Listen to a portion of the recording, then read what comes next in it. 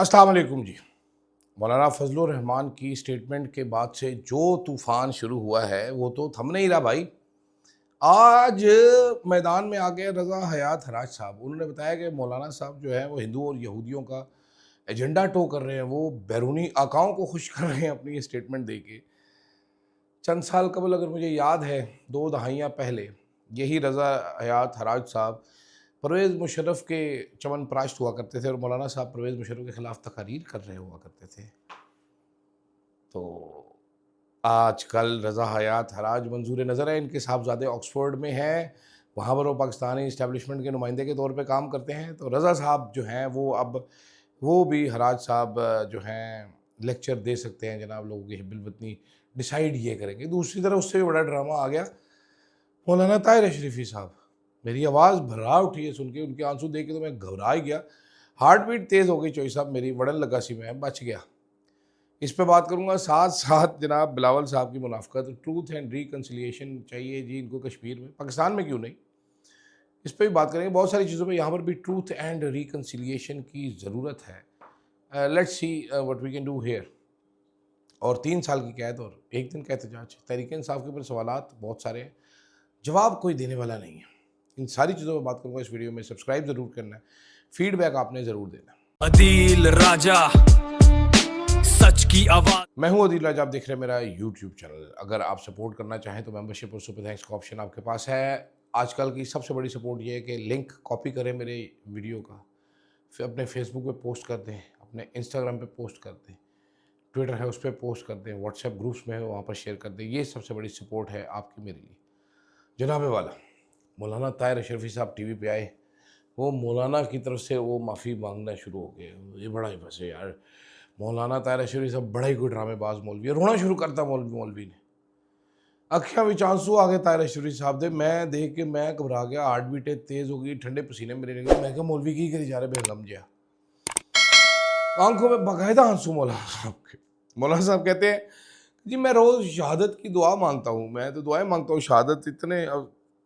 अब मौलाना साहब, बॉर्डर पे आपने जाना कोई नहीं, हलवे में बम किसी ने पाना कोई नहीं, तो किवें तुसीं शहीद होवोगे? कोई हिलजुल करो, असी नाल असी थोड़ा जोर लाने तुहानूं शहीद करवाने, तुहाडी ख्वाहिश तो पूरी होए। ठीक है, मतलब क्या किसके ये सारे एक स्टेटमेंट खुश करने के लिए कौन कौन उछल उछल कर रहा था। तारिश साहब रोना शुरू हो गए टीवी पे आके, हाय मैं शहादत चाहता हूँ, जा बॉर्डर ते मामे देखी बैठा था बड़े जुब्बे पा के। JUI फेक ही एक आलिम है, फिर हज़ारा से ताल्लुक़ रखते हैं मुफ्ती किफ़ायतुल्लाह साहब। उनकी फेसबुक पोस्ट पे आप पढ़ लीजिए, मौलाना ताहिर अशरफी साहब भी पढ़ लें, फिर इनको हार्ट अटैक होने शुरू हो जाएंगे। फिर इनको जनाब वो जो बातें करते हैं ना कि बॉर्डर पे जान देने के लिए जाओगे, वो कहते हैं 80% बजट फिर हम लेंगे, कैंट भी फिर हम लेंगे, ये सारी चीज़ें फिर हम लेंगे, हम बॉर्डर पे जाने भी दे देंगे। तो ये बड़ा एक कॉम्प्लेक्स सा इशू है मौलाना साहब ने जिसको छेड़ा है। और मौलाना साहब फिलहाल तो माफ़ी के मूड में कोई नज़र नहीं आ रहा है। हो सकता है 3-4 दिन बाद उनको गुस्सा ठंडा हो तो मौलाना साहब एक मुदब्बर से आदमी है, माफ़ी मांग भी सकते हैं। दूसरी तरफ मेरे दोस्त बिलावल भुट्टो जरदारी साहब, जो कि पाकिस्तान की सियासत में अगर मुनाफिकों की रेस हो तो पहले नंबर पे वो हार नहीं सकते, दूसरे पे वो आ नहीं सकते।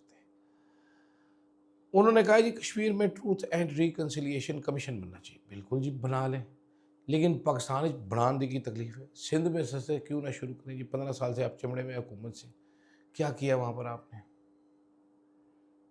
इस पर बना लें।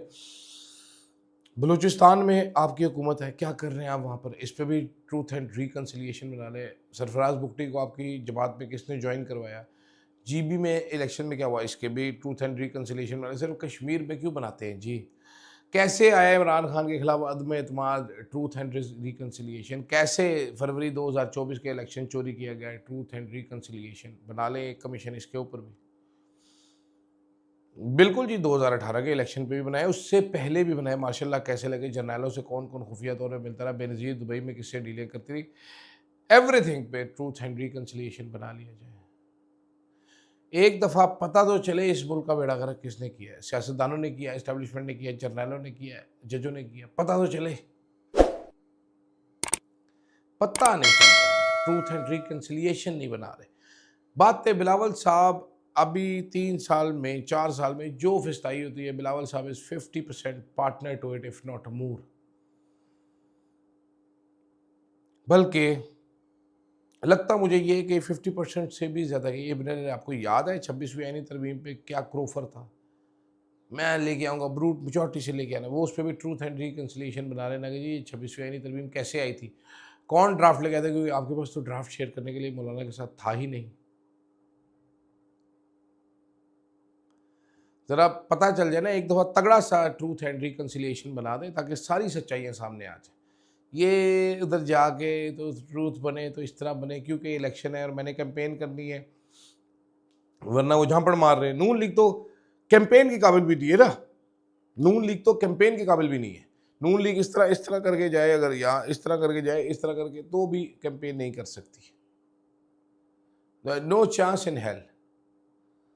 तो बिलावल साहब स्पेस बना रहे हैं और ये ट्रूथ की टॉफ़ी बेच रहे हैं हमें, ट्रूथ की टॉफ़ी। ट्रूथ कर से शुरू होता है बिलावल साहब। Let's start, if you want to start with truth.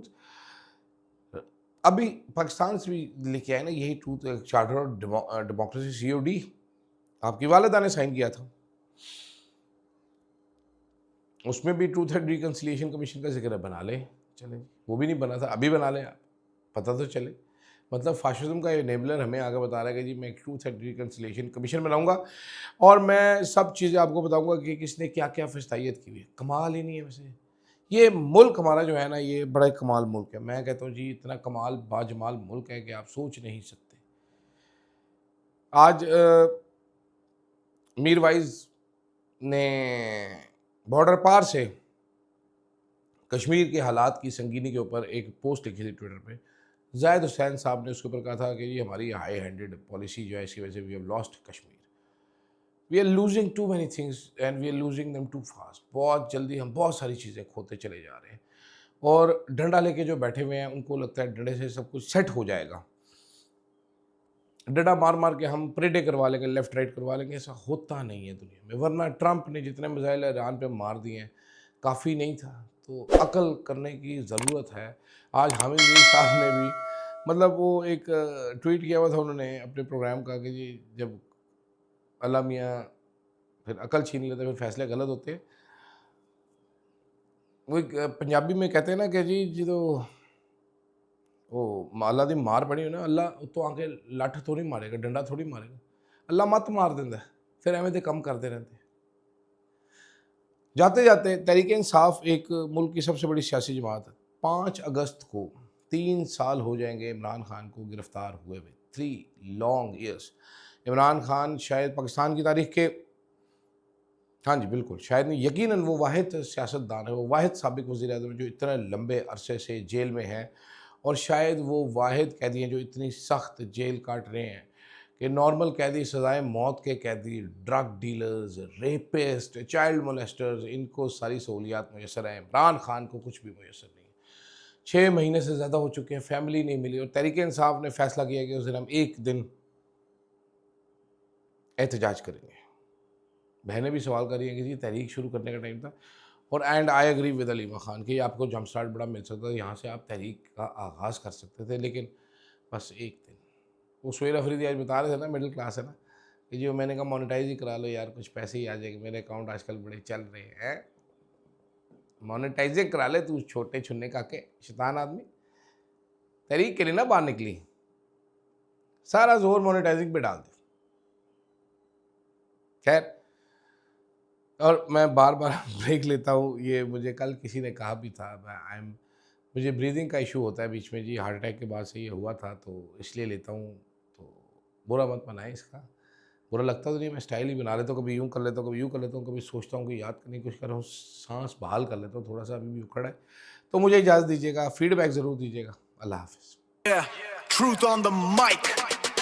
शहर शहर में नाम गूंजे, फ्लो है आग, हर खबर पहले, दुश्मन भागे आगे भाग, आवाज उठाए ना डरे ना झुके, अदील राजा, अदील राजा, देखे सारी दुनिया, power of the press, Adeel Raja, Adeel Raja, Adeel Raja.